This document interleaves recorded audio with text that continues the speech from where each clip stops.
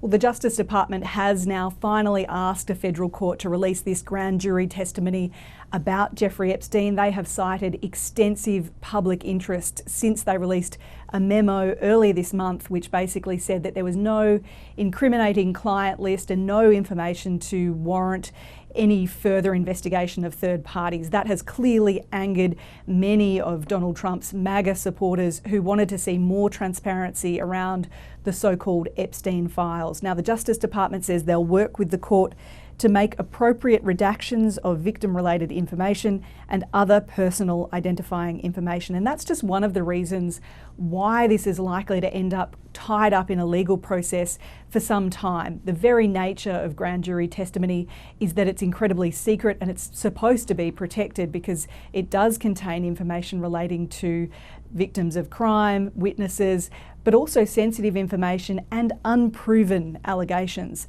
But even if the court grants this request with all of these redactions, this is likely to fall far short of what many of these people had been demanding. They wanted a full release of all information collected by the FBI and by federal authorities into Jeffrey Epstein.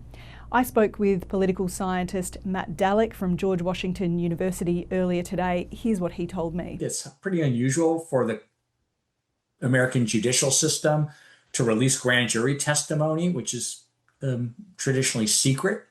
And so this can play out over some period of time.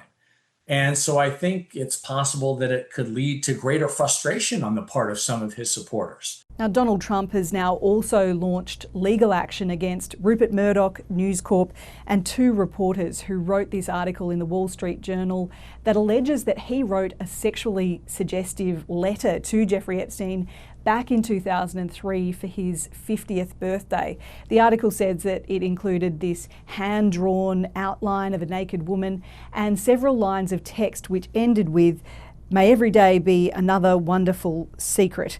Now, Donald Trump himself hasn't spoken publicly about this. Other than several posts on Truth Social, he held an event earlier today at the White House for the signing of a cryptocurrency bill, and he ignored repeated questions about Jeffrey Epstein. But several of his allies have come out to defend him, including his Vice President JD Vance, who has called this story BS. He says it's fake and that Donald Trump never wrote this letter. It's unclear whether or not these supporters will accept that explanation, but it is clear that this story that the Trump administration so desperately wants to go away isn't going to anytime soon.